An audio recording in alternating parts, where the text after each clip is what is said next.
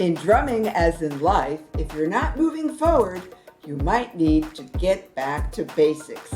Hey, Dory here with Next Stage Drumming. Well, there are a few key signs that indicate whether or not you really need to dial things back a bit. Number one would be for drummers. If you are adding on all these fancy bits to whatever you're doing and it doesn't quite fit, yeah, you might need to dial it back and get back to basics. That for you means starting back and knowing your rudiments. I know most people hate doing them. I just call them warm-ups when I work with drum therapy clients, and we do these on a hand drum, on a djembe. But on a drum pad, let me tip this forward a bit, you just got to warm up a bit to remember your different elements. And for example, start with a single stroke roll, 1, 2, 3, 4, 5, 6, 7, 8, and then double it, double stroke, 1, 2, 3, 4, 6, 7, 8. You can go faster. And you can add the other things as well. If there's like 40 rudiments, you don't have to do all 40, but add some extra more challenging ones like a paradiddle, 1, 2, 3, 4, single, double, single, double, 1, 2, 3, 4.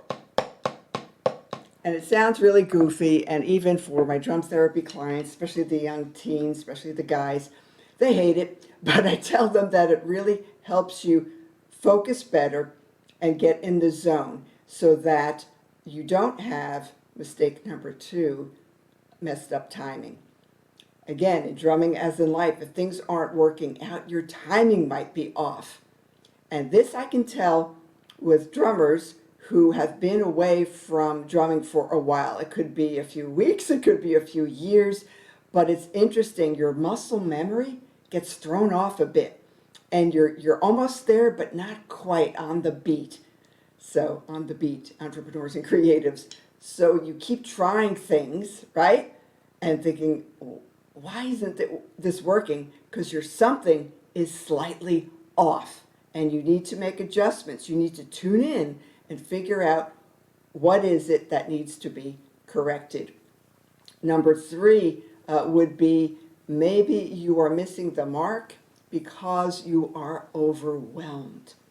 And this would be, again, trying to do too many things at once. Have you ever seen a drummer? There's some fun drumming videos out there that are like, this drummer is at the wrong gig. Have you ever seen those where it's supposed to be a chill, jazzy vibe? There's a drummer who's at a wedding, I believe, and he's going full out, and he's like adding all these extra fills and going real fast, and the singer's looking at him like, what are you doing? So my message to you is this: don't try to pile all these different things on because you think you need to.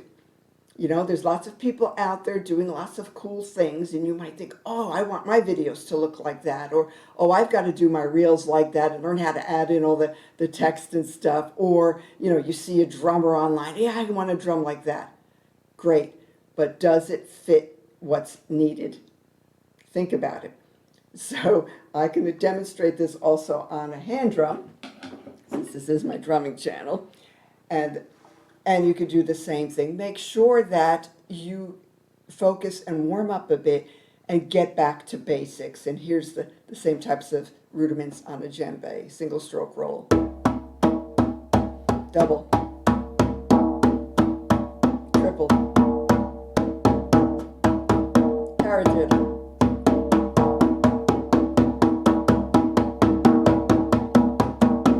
every drummer has to warm up before they play. I even tell my young students that a lot of your pros out there, they're in at the gig, backstage, generally using a drum pad and drumsticks just to, first of all, get all their energy out, and also just to get in the zone and do some basic warm-ups or rudiments to get their timing all set. So if you're not moving forward, you might want to check your timing.